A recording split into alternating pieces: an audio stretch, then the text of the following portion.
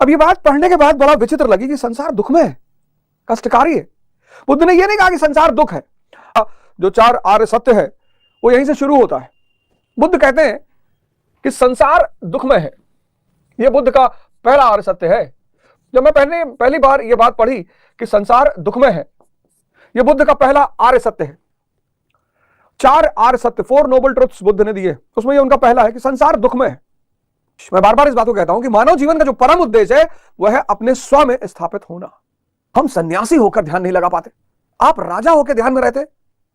बोला महाराज ये संसार ने मुझको जकड़ रखा है, मैं संसार से अपने आप को बाहर नहीं निकाल पाता, परेशान है सभी। बुद्ध का जो चार आर्य सत्य है वो यहीं से शुरू होता है। बुद्ध कहते हैं कि संसार दुख में है। यह बुद्ध का पहला आर्य सत्य है। बुद्ध कहते हैं कि संसार दुख में है।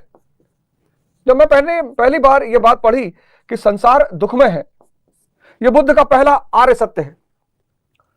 चार आर्य सत्य, 4 नोबल ट्रुथ्स बुद्ध ने दिए, उसमें यह उनका पहला है कि संसार दुख में है।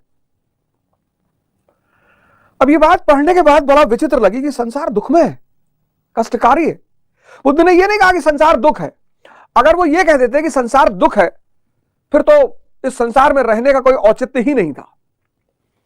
जब दुखी है तब रहने से क्या फायदा। बहुत लोग कहते हैं ना मृत्यु लोक है, यहां सबको कष्ट मिलता है। यह सब सिर्फ व्यक्ति को संघर्ष से रोकने की परंपराएं हैं। कितनी बड़ी बात कही बुद्ध ने कि संसार दुख में है। अब अगर संसार दुख में है तो उसका कोई कारण होगा। तो दूसरा आर्य सत्य उन्होंने कहा कि लस्ट, डिजायर, इच्छा।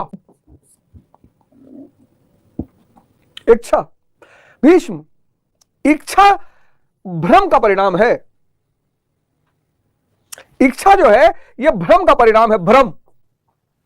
और भ्रम कौन है? भीष्म। व्यक्ति को सबसे बड़ी जो चुनौती है वो भ्रम से है।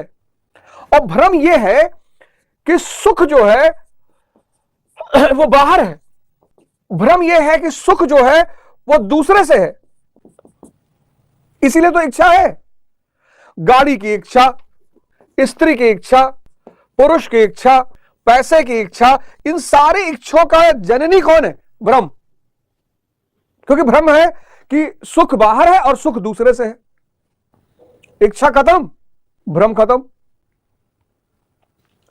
संसार एक बहुत ही प्यारी चीज है, यहां कोई दुख नहीं है। बस अगर आप यह जान लें कि गुरु की शरण में आकर, इसीलिए भारत ने बहुत महत्व दिया गुरु पर। भारत ने एक सिद्धांत ही पैदा किया, द्विज, ट्वाइस बॉर्न। हर व्यक्ति को 2 जन्म लेना पड़ेगा। हर व्यक्ति को पहला जन्म मां देगी और दूसरा जन्म गुरु देगा। इसीलिए देश बड़ा महान था।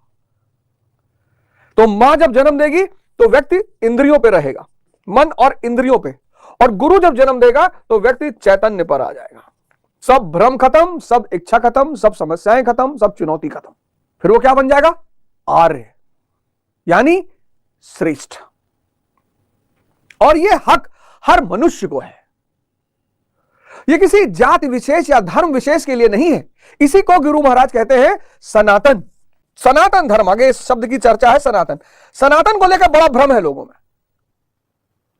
जो अमर आत्मा की अन्वेषण कर रहा है, जो अमर आत्मा की खोज में है, जो अमर आत्मा को प्राप्त कर चुका है, वो सब सनातनी है। सब। यही है मानव जीवन का उद्देश्य। मैं बार बार इस बात को कहता हूं कि मानव जीवन का जो परम उद्देश्य है वह है अपने स्व में स्थापित होना, अपने मूल स्वरूप को जानना, जो परम उद्देश्य है। उस परम उद्देश्य के रास्ते पे चलते हुए सामाजिक दायित्व, सामाजिक कर्तव्य, इन सबका निर्वाह करना चाहिए। साधना में कोई बाधा नहीं है। एक बार एक सन्यासी राजा जनक के दरबार में पहुंचा और उसने कहा कि महाराज हम सन्यासी होकर ध्यान नहीं लगा पाते, आप राजा होकर ध्यान में रहते। बोला महाराज ये संसार ने मुझको जकड़ रखा है, मैं संसार से अपने आप को बाहर नहीं निकाल पाता। तो राजा जनक उठे और सिंहासन से नीचे उतरे और सामने एक खंबा था, पिलर था। जाकर उन्होंने पिलर को पकड़ लिया और फिर पिलर से कहने छोड़, मुझे छोड़। अरे छोड़ता क्यों नहीं? तो सन्यासी ने कहा कि महाराज आप ध्यानी हैं, तत्वद्रष्टा है, ये तो सुना था, आप पागल भी हैं। उन्होंने कहा नहीं महाराज, किसी ने आपको नहीं पकड़ रखा है, आपने अपने हित, अपने सुख के लिए सबको पकड़ रखा है। किसी ने आपको नहीं पकड़ रखा है, इस दुनिया में किसी ने किसी को नहीं पकड़ रखा है। हमने अपने हित और अपने सुख के उद्देश्य से हर आदमी को पकड़ रखा है और पकड़ना चाहते हैं। रिक्शा वाले से कोई दोस्ती नहीं करना चाहता, क्योंकि उससे कोई हित नहीं, उससे कोई सुख नहीं, उसका मोबाइल नंबर कोई नहीं मांगता। लेकिन अगर ट्रेन में यात्रा करते वक्त कोई सांसद मिल गया, नमस्कार भाई साहब, भाई साहब आपका नंबर मिल जाता,